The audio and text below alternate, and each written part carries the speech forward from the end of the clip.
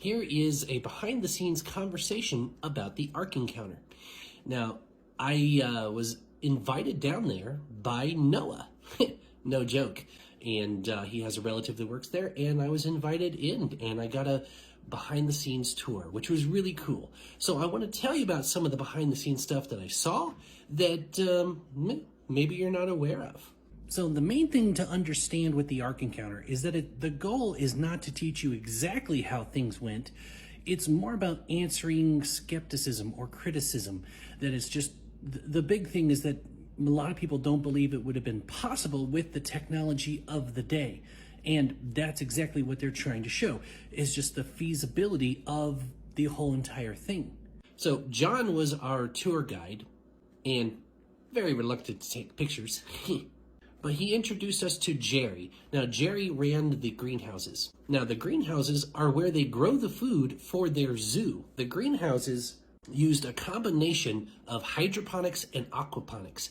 So they're growing plants with just water and seed nutrients, and they're using fish to fertilize the plants. And let me tell you, those koi, they got really big. So one tray and one pipe grows about 100 head of lettuce, and they go through one of those each day. And the whole system works on geothermal power, so they're not dependent on any artificial resources to make this work.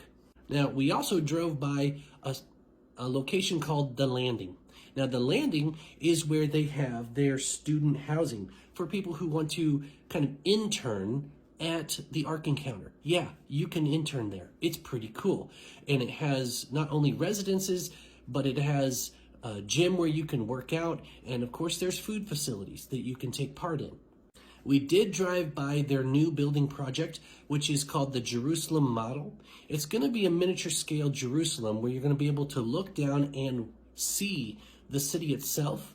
I'm not sure much beyond that what they're planning to do with it. It's still kind of a project that they're not talking a lot about, but I'm super excited to hear more about it. Now, we did get to go behind the scenes with the children's zoo as well. We even got to meet a goat who knew the difference between shapes and colors and could even turn pages in a book. It's a pretty smart goat. Jeff was kind enough to show us those goat's tricks, and he called him Bendy Goat. Now, we did find out that they do have on-site zoologists and vet techs. Their animals are very well taken care of. And one of them that we met, her name is Sarah Jo. And I asked her which animal was her favorite. She said Gomer the camel. He's an older guy, and they have to make him do stretches, and he gets acupuncture. That's pretty astounding. Now, what I found most fascinating about behind the scenes is that they do have to protect their on-site animals from natural local predators like bobcats and coyotes. So they do have blinds set up so that they can make sure that those predators don't harm their animals. Now, the rest of everything we saw is all of the main attractions, and there's a lot at the Ark Encounter. Not just the size and scope of the Ark itself and how feasible it is, but the spiritual implications of the account of Noah's Ark. And if you can go down to the Ark Encounter, I really recommend it. I think you'll be completely fascinated by it. So let me tell you about two of my favorite exhibits.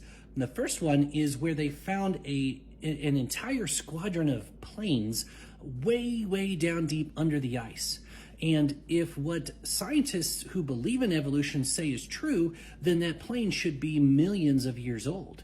But clearly, it's not. This is a verifiable thing. You can look up how they found an entire squadron of planes way deep under the ice.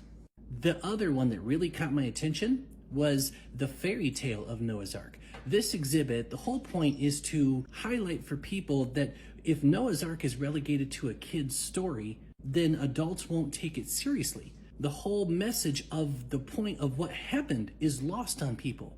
It's all about man's sin, not cute animals on a boat. So before you ask, no, I didn't get to meet Ken Ham. Hopefully I can go back down one day and do some official filming there, but that's up to them. I'm happy to help and promote them however I can.